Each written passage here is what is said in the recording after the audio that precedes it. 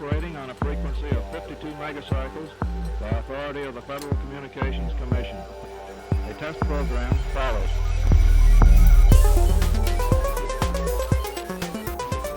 To you who are trained technically, I need hardly say that there's still a number of problems to solve. I guess you know them as well as anybody knows them.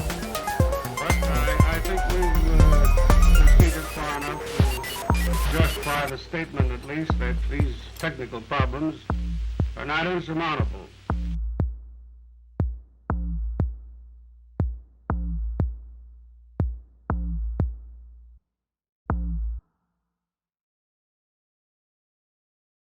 Is that correct?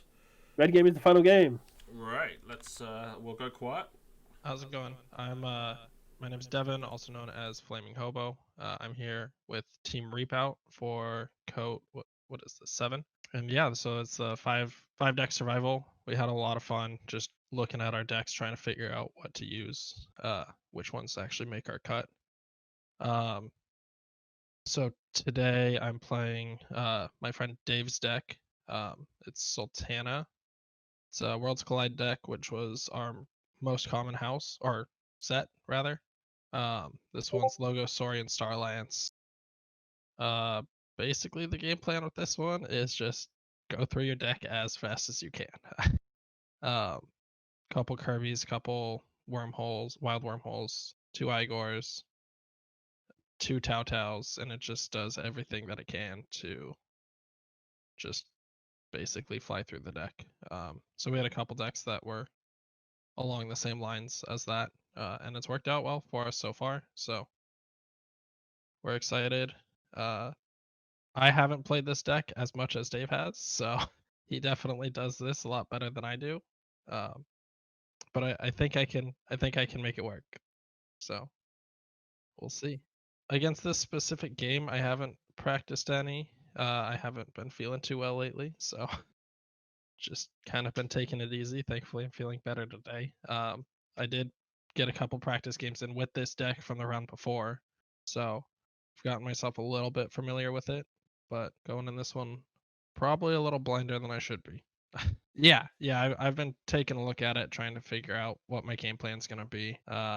It'll be interesting because they do have too much to protect and a graft, so definitely have to be careful playing around those. And I think if I can make sure that they don't get those off, or get them off super effectively, then I should be okay. I think the deck that I'm playing can swarm the board a little bit better than theirs can, although they do still have tools to deal with it.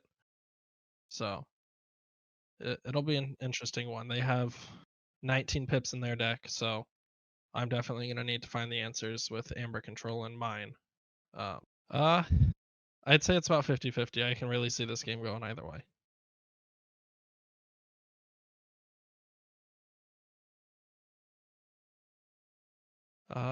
No. I mean, good luck to them as well. I really think this one can go either way, so it's going to be an interesting game for sure. Sweet. Yeah, thank you. Appreciate it. All right, you as well.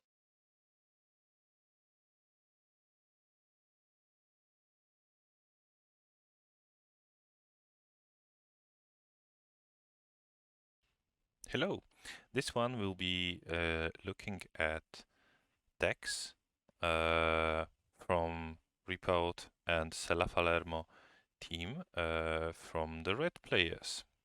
So on the left side we see Sultana Uraka Donovan, and that's Reapout deck. And on the right side we see Thor Il Grigio, and we have already seen this one because the captain is playing this deck as well. So let's focus on the deck from the Reapout team. Here I see a total monster. 31 efficiency means that we'll be playing and drawing a lot more than we could actually do in a normal deck, a common KOTE or Age of Ascension deck.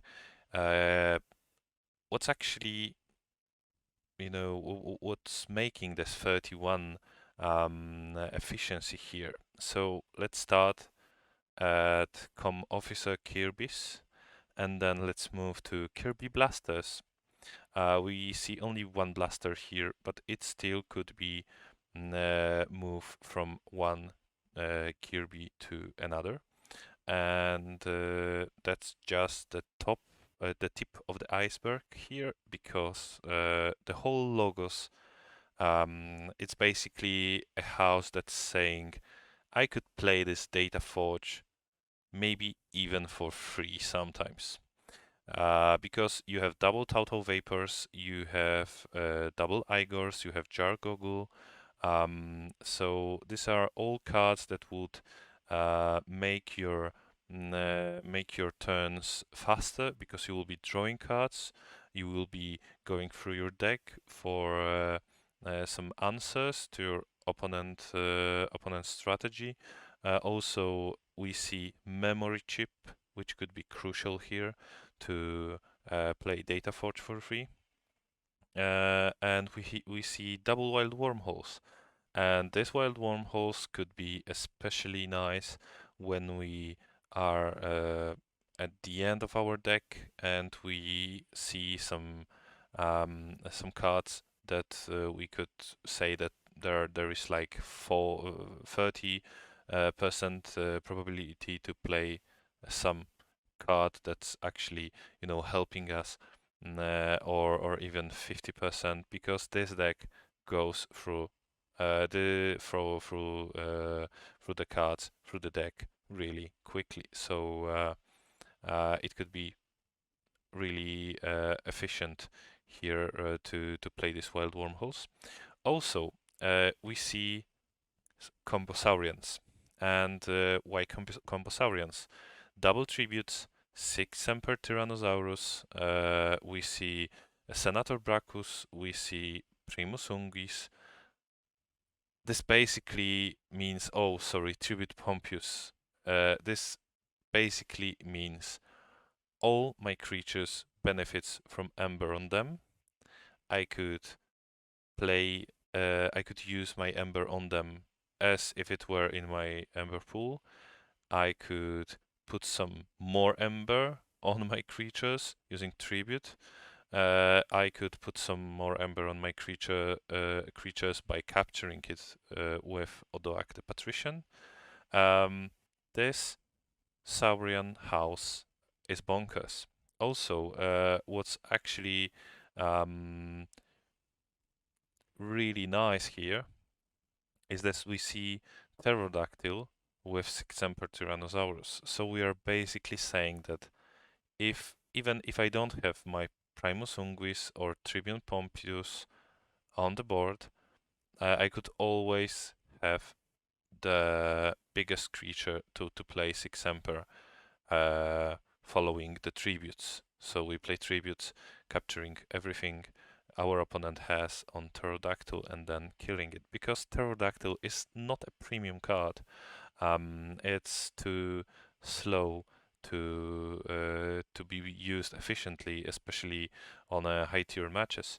That's why we could simply sacrifice it to turn tribute into steel. Steel with 2 ambers in corner, because 1 bonus amber is from tribute and the second bonus is from exalting the creature. So enough of this deck. Let's take a look on the other side. We have already seen Thor Il Grigio here.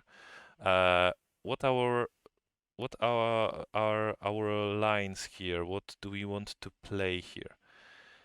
I believe that Lights Out would be a premium card here, because it could take out a card which would be destroyed with 6 Emperor if our opponent doesn't have 6 Emperor after it's get tributed. So if our opponent manages to tribute his creature, we would probably want to Lights Out it. But unfortunately, our opponent is also playing a countersuit. and that complicates things because our opponent's encounter suit would ward our opponent's creature with it before the effect of lights out occurs. So that's a problem here. That's an actual problem. I believe our only response here to our opponent Saurian combo would be too much to protect with the Sting. But if we do this too much to protect and Sting combo before our opponent plays double tributes, he or she could just take all December back. That's why, in my opinion, the chances here are 70-30. This matchup is less dependent on the draw as the previous one for the Reapout team, and I believe it could be even more than 70-30, but I don't want to get cocky on the Reapout side here. So yeah, that's it. So maybe we could see the match and see how it goes. Thank you very much. Right, here we are, the last game. Yes. Goes for Zara and Flaming Hobo. Quiet YouTube.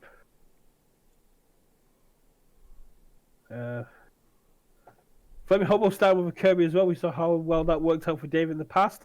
And for Zara, starting off with the Ember Imp. We saw how well that worked for Danielle, but it could work out in a much stronger situation here because it's got the Pandemonium and it's got nice stealing backup. I mean, the Kirby into memory chip isn't the strongest play, but the encounter suit is going to be huge here. Encounter suit being it once an action has been played, ward this creature. Yeah. Oh yes, the Ember Imp means he can't. Because you can't play more than 2 cards, yeah. Yeah. The Ember Imp has actually slowed down Flaming Hobo for at least one turn. Another person joining. Stewie this time joining after after what happened last time. Luckily, they left quite quickly. Plays Exo Taper. Gets the encounter suit on Kirby. Plays Kirby. Drops the memory chip. Memory chip is a very good card, especially with this kind of logo setup that Flaming Hobo's got. Archive up the Saurian. Get the Starlights and Little Ghost Trains going, and once that falls apart, slam down 12 cards of Saurian. Plays Gateway, but doesn't kill the Kirby thanks to the encounter suit. Encounter suit very strong here. Doesn't use a Rise. Doesn't want to get the Ember Imp back. That could be an issue because now Flaming Hobo's going to be able to run away a little bit with these Logos cards. If it had gone into a Rise into Ember Imp, we might have seen a bit more of a careful Kirby play. But now we're seeing Zap, we're seeing Kirby's Blaster in play. What's going to go underneath the juggle? Uh, Any ideas? I completely forgot. Spaced. That's a hell of a board quick. It's not particularly strong, but it's a hell of a quick board. Urchin comes down. Miasma, there's no Amber to go with. No, plays too much Protect. This bait and switch and a Rise have just been changed for the last couple of turns. This is quite interesting. Yeah. Now we're seeing double Kirby, single Blaster. This is where it gets brutal. Kirby's Blaster onto Kirby. Draws 2 cards. Reaps a Kirby. Bounces the Blaster, as is allowed in Code 7. Onto the secondary Kirby. Draws 2 more cards. A lot of Saurian in hand. We see Zap, which is going to take care of the Urchin. Light of the Archons being dropped on Kirby. Encounter Suit, then Zap coming down and Encounter Suit protecting the other Kirby. Light of the Archons on the non-warded Kirby, making it a 5 power 2 armor. And yeah, there's not much answers for that.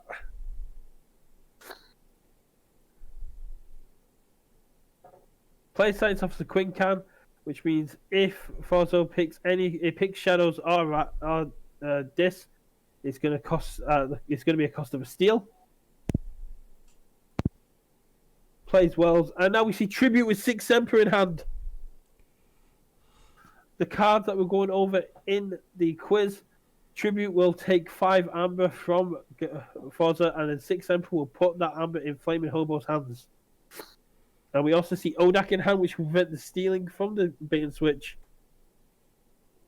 I mean, this is going to be Saurian time. This is not even a discussion point. Yeah, it's not. No, you can take gods off check. Saurian turn, which means Queen Can steals 1, down to 7. You drop Pharaoh Centaurian, which captures 1. You then use Tribute to capture 2. Yeah, there we go. I'm just reducing the board size because it was going over the chat. And there we go. Forza is knocked down to 2 Amber, and Flaming Hobo is sat on 13. There's Odak. And then a Tribute Prompters making Odak a 7 power creature. And now look at the Logos hand for Flaming Hobo. Oh, God. Bait and switch does absolutely nothing. Pawn sacrifice kills Queen Can. The Kirby survive. The Odak survives.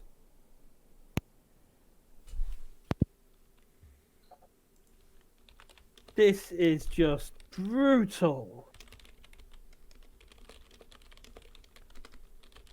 Flaming Hobo will forge. Gets rid of Queen Can, gets rid of Wells. That's all you can really do.